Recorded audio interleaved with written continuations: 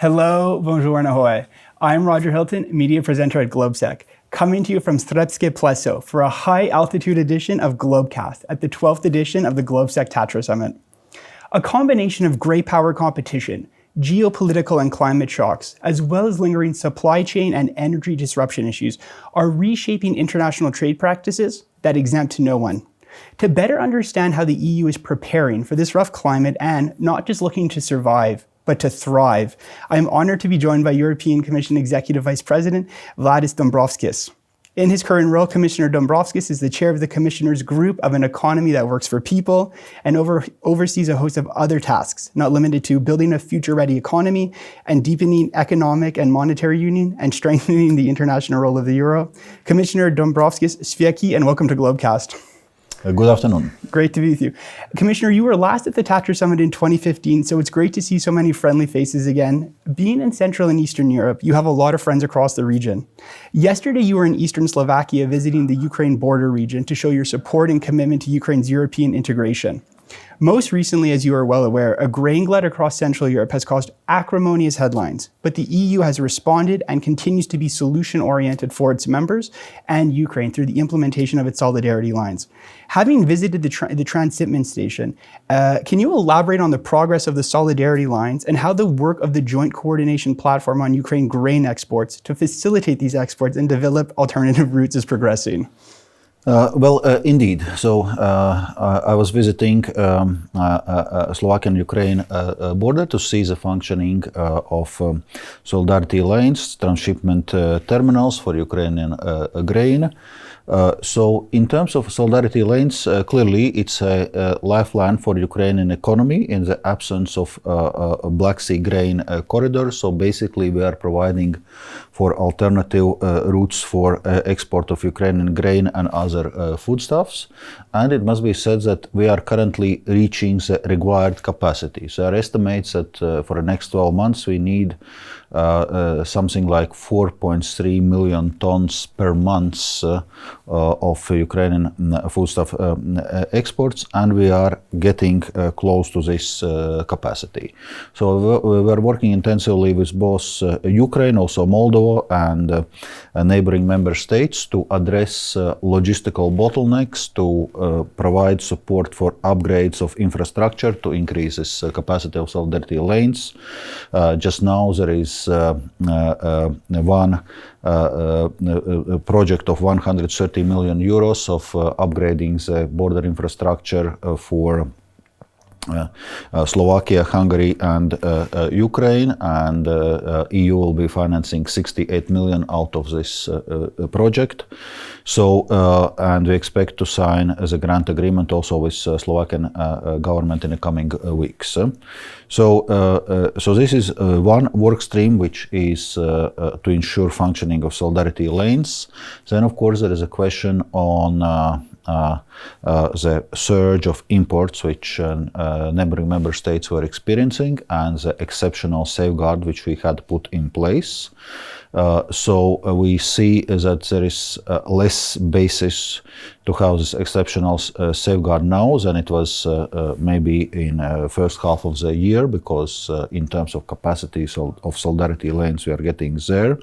But still we need to have necessary reassurances for neighboring member states. That's why we have agreed with Ukraine to set up export licensing system, and right now we are discussing exact modalities of this exporting licensing system to provide reassurances for neighboring member states so that they can withdraw their unilateral measures. And so I use this occasion of my visit to Slovakia also to talk with representatives of Slovakian government, Minister of Transport, Minister of Agriculture, on how we are going to get there. And I would say there is a constructive spirit of cooperation from current Slovakian government, so we hope to be able to resolve it still this month. Of course, if you look at this situation, one can look at the situation also more legalistically, and we know that Ukraine has requested WTO consultations on possible violations of WTO rules by 3 member states. they currently withdraw this request from the European Commission side. We also can launch infringement procedures. But I think in this situation it's important that we reach amicable solution, that all sides are constructively engaging. So we're not going down that legal route. We are finding a solution because nobody would gain right now of this legal disputes except Putin. Yeah. Well, Commissioner, it's great to see, my takeaway from it is that as long as you keep the dialogue going and talking among friends, you'll always be able to find a solution. Obviously, the export of grain is just one avenue that the EU has really helped on Ukraine. As we record today, Russia's invasion of Ukraine has been raging for 587 days. So when we talk about other support, Commissioner, what has made the biggest difference thus far, in your opinion, of some of the other issues that the EU has delivered? Well, EU has provided support for Ukraine across different policy areas: political support, financial support, military support, humanitarian assistance, and all those angles are important. I think it was a very important political signal to Ukraine that it was given EU candidate country status, and so it has a clear direction of its future.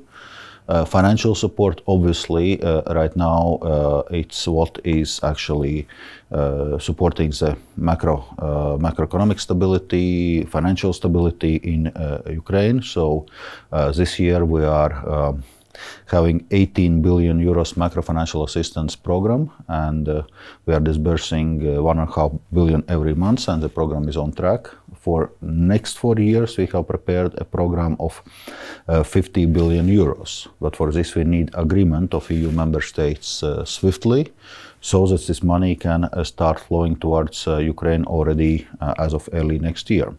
Then, for the first time in EU history, we're also providing financial support for supplying weapons to Ukraine. So far, EU has not been financing this kind of activities. Now, through the European Peace Facility, we are also supporting this military effort, and obviously, we are providing lots of humanitarian assistance to Ukraine and hosting millions of Ukrainian refugees in the EU territory. And what's important right now is to stay the course, to ensure that this support continues, not to allow some kind of Ukraine fatigue or war fatigue to settle in, because that seems to be also the Russia strategy. And it's important to continue to put pressure on aggressor, on Russia through sanctions and other means. Well, Commissioner, it's great to see, as we said, looking to the future. You've already outlined some of the multi-year packages going on. And as you said, the commitment for the EU really seems to be ready long-term. So it's great to hear from everybody in the region that the EU stands behind Ukraine. Staying on the continent, moving more to a domestic agenda, Commissioner, EU members are currently in the process of implementing the Recovery and Resilience Facility, which serves to advance both the Next Generation EU agenda and Repower EU plan. Collectively, by investing 723 billion euros in reforms and projects, the Resilience Facility will make EU members and economies more sustainable, resilient, and prepared for the green and digital translations. It's very important for our audience to know that the access to facility funds is performance-based, meaning that the Commission only pays out funds to members which have achieved the green milestones. This program has been going since February 2021 and runs until December of 2026. Commissioner, we're roughly 31 months into the program. How do you rate its progress thus far? And then there have been any noteworthy successes for our audience to hear about? I would say we are now at the full implementations stage of the Recovery and Resilience Facility. So far we have disbursed some 153 billion euros. And if things go according to the plan, by the year's end, we can expect disbursements of already more than 200 billion euros. So really, right now, it's we are moving forward at a full pace. And as you already outlined, what's important about Recovery and Resilience Facility is that it's performance-based. So money goes to member states when they implement agreed reforms and investments. So it's also provides incentives for member states to actually push ahead with those reforms and investments. Well, we have adjusted our facility following Russia's aggression against Ukraine. We came with this new initiative, Repower EU, to, on one hand, address our dependency on Russian fossil fuel supplies, especially natural gas supplies, especially in Central Eastern Europe and Baltic states, and find alternative routes of supply, but also to speed up the green transitions, faster rollout of renewable energy, more energy efficiency projects, so that we are addressing not only dependence on Russian fossil fuels in short term, but also in a longer term are reducing in general our dependence on imported fossil fuels. And this early into the sort of deployment of the program, are you seeing tangible benefits, or do you think that Europeans need to wait a little bit longer before they'll see sort of what it yields?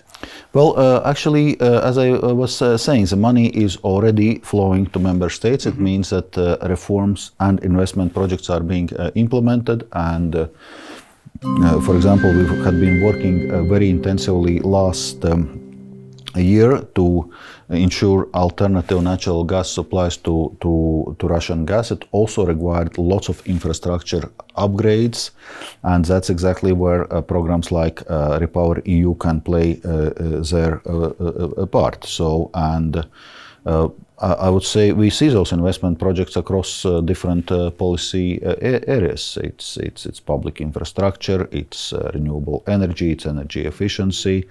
So I think more and more one will see those projects making changes on the ground. Well, it's great to hear sort of bringing attention to those very important reforms. They might not be making the big headlines, sort of the sexy taglines, but it's great that those things are underway. Keeping with your portfolio responsibilities, one of your areas of oversight actually includes digitalization, which is arguably a very cumbersome process for EU and its members. Can you speak to the state of digitalization across the continent right now? Actually, I'm not so much dealing with the digitalization issues in the European Commission. There are other colleagues who are working specifically on those digital topics, but just to offer some observations, indeed, now we are implementing this initiative of EU's digital decade, and we see green and digital transformations as two of the EU flagship policies right now. Also, if we come back to the Recovery and Resilience Facility, 37% of the funding needs to go to the green transition and 20% of the funding needs to go to the digital transition. So this digital transition is obviously very high on our agenda. We are also looking how to make our digital infrastructure, also digital manufacturing, more resilient with things like Cyber Resilience Act, looking at our critical infrastructures, looking how to increase, for example, microchips production in the EU, and how to ensure diversified supplies, not to be dependent on just a few suppliers. Digital skills are an important part of our skills agenda, because that's one of the topics which we need to address. Indeed, is a shortage of experts in the labor market with the right IT skills. So the skills agenda is going to be very important now also in the years ahead. And what is important, that while we are undertaking this green and digital transition of our economies, that we maintain EU's competitiveness. So also those competitiveness angles will be playing more prominently in coming months and years. Well, as we depart the digital domain, and for somebody who doesn't fall under their portfolio, it was a wonderful answer. One very interesting idea under consideration by the ECB is the merit of introducing a digital euro. And you've already spoken about sort of the desire for the continent's strategic autonomy. The study remains in progress right now, but from your opinion, is there a consensus building either in favor or against? And if so, when would it might be ready, the digital euro, for deployment? Digital euro is indeed, and digital finance more generally, those are indeed topics I I'm following within European Commission on digital euro. So recently we had come forward with a legislative proposal outlining the main parameters of digital euro. European Central Bank is about to finish its exploratory phase exactly in October, so this month, and then decide on the next phases already towards rollout and implementation of digital euro. So it had extensive discussions among EU member states. So we're discussing it primarily in a setting of finance ministers, also central bank governors. So we are making progress. I think we know the main parameters, and we are also debunking certain myths which are already taking root around digital euro. Namely, when we put forward the proposal for digital euro, in parallel, we put forward a proposal setting a legal tender status for cash. So making very clear that digital euro is there not to replace cash, but to complement cash and to bring euro as a currency also in 21st century. What we are seeing now that, well, cash is a central bank money, but it's being less and less used. So on one hand, we want to ensure that cash remains widely available and widely used. On other hand, we also see what other central bank money is needed as opposed to commercial banks' money, and that's exactly where the digital euro comes in, as a digital alternative or digital supplement, to be precise, to cash. My last question when it comes to digital Europe, which is just a fascinating topic and one that is so important for the 21st century and modern economies, is what is the next policy priority when it comes to advancing European e-commerce? Well, on e-commerce, that's I would say that's actually a much broader topic. It's a topic more generally on advancing digital economy. So it's not only about e-commerce; it's indeed about digital economy, and there we are indeed also looking. On one hand, some things which I was mentioning on having the right digital infrastructure, having the right digital skills, having cybersecurity, digital resilience, because more economy becomes digital, the more disruptive any cyber attacks and other events can be. So this cybersecurity, digital resilience is important. But then, of course, it's sector by sector how different sectors of economy are using the advantage of digitalization and also dealing with the challenges of digitalization. Obviously, the hot topic right now is a question of artificial intelligence, and something which we are saying that we need a human-centric artificial intelligence, which also corresponds to our democratic values and doesn't have some unnecessary biases or also some other negative side effects. So I would say right now important topic is to do a proper rollout of artificial intelligence.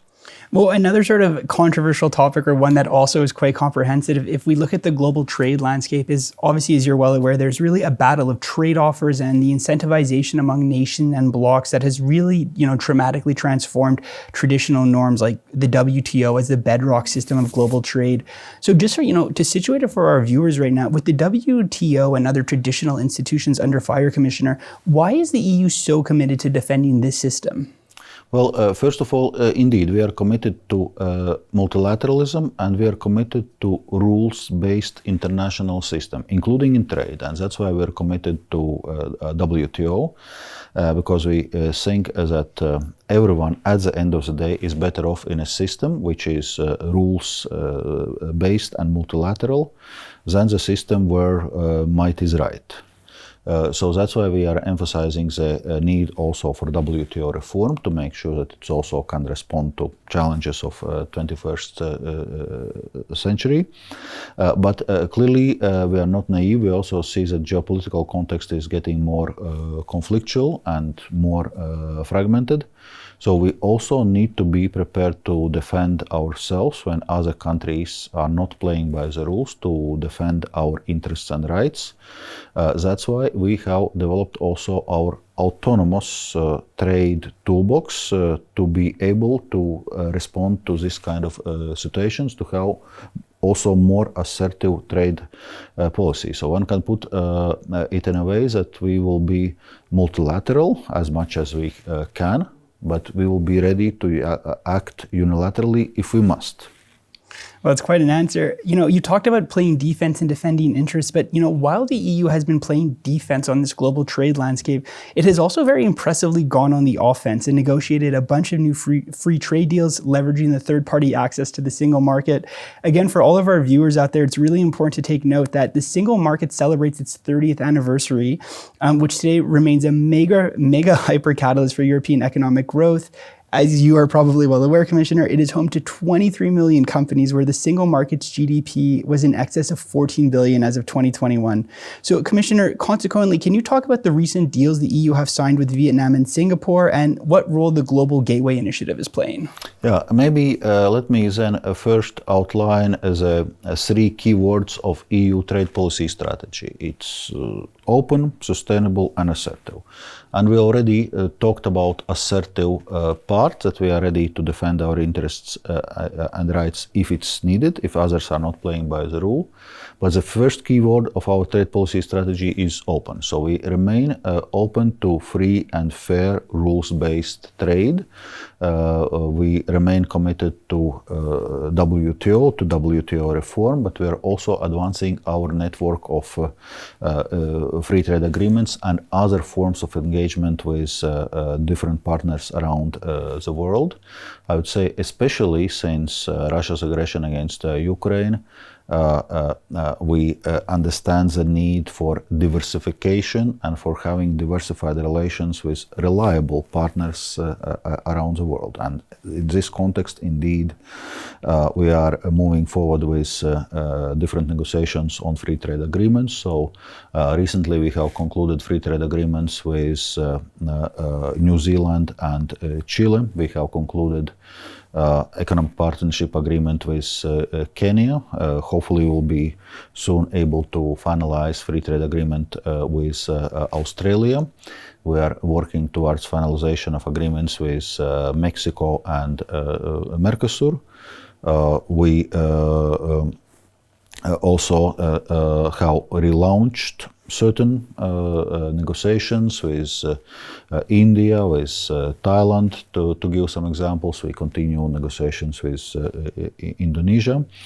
And we're also looking at other forms of engagements. For example, we have set up a Trade and Technology Council with United States, which in absence of free trade agreement between us gives us important platform of engagement. We are signing raw materials partnerships with different countries. We have proposed creation of raw materials club, bringing together consuming and resource-rich countries for win-win cooperation, allowing also resource-rich countries to climb up the value-added chain and developing their processing capacities.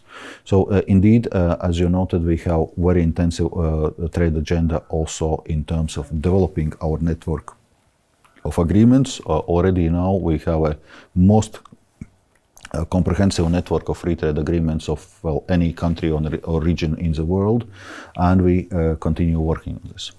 Well, you still have your work cut out because, as I mentioned, Commissioner, you and your team are constantly on the move. And as you know, and for all of our viewers, you just got back from China where you led a European trade delegation looking to even the playing field and close the trade gap with Beijing. De-risk but not decouple is now standard language when dealing with China. Obviously, resolving some of the major shortcomings in the relationship with Beijing requires more than a one-off summit. But how would you rate the first visit and the level of progress with your Chinese counterparts? Indeed. So the main purpose of visit was high-level economic and trade dialogue, which I was co-chairing together with Vice Premier Heli Feng.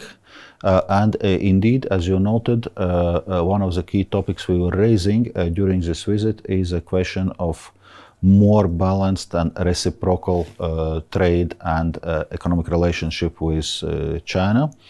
Because last year our trade deficit with China reached record numbers, almost 400 billion euros. Well, first of all, we are not, looking so much at the trade deficit and not seeking balanced trade with every country in the world. It's just not how international trade functions. But clearly, when trade deficit reaches such staggering numbers, it needs a closer look what exactly is going on. And the problem is that the EU's market is more open to Chinese goods and companies, and China's market is to EU's goods and companies. So we are trying to address concrete market access barriers to have more balanced relationship. And also more recently, there are some issues which we are raising which are also of systemic importance, like question of cross-border data flows and, in general, data laws in China, where there are quite difficult, quite cumbersome requirements for companies, including for European companies. So among other things, we also agreed to work on a dedicated mechanism how we can cooperate with China to provide more clarity for companies to be able to comply with those new data laws. And in general, we are emphasizing the point that for internationally active companies, be it European or Chinese or other companies, cross-border data flows are essential. So we need to have a functioning system. Well, suffice to say, Commissioner, you and your team and all of the EU have your work cut out for it, but it sounds as if you're on the right track and you have sort of the big issues targeted. I really need to ask you with the news breaking earlier in the week, but would you be able to provide a brief reaction to the Commission's recommendations on the 10 European critical technologies and how to sort of source them a bit better and protect them? That's part of our work stream on economic security strategy. So I think what's important when we're discussing this economic security strategy, also now critical technologies, that we remain targeted and focused, that we do proper risk assessment, what exactly is what we are willing to assess, and then target the right technologies, right issues, and decide what's also in our toolbox are appropriate tools to deal with the risk which we are facing. What I think it's important in the EU, in US, in China, elsewhere, that those economic security issues do not get too broadly interpreted and does not become basically cover for protectionism. Well, sobering answer. Last one, Commissioner. Looking to the future, in only a few weeks' time, the next US-EU summit will take place. What does Europe hope to achieve out of this important summit? And are there any fresh updates or news you might be able to share with us? Well, on EU-US summit, indeed, it's an important occasion. We are now working on agreements like global sustainable arrangement on steel and aluminium, where the deadline is exactly now, this month, on critical minerals agreements. So we hope to achieve those important agreements as deliverables for summit, because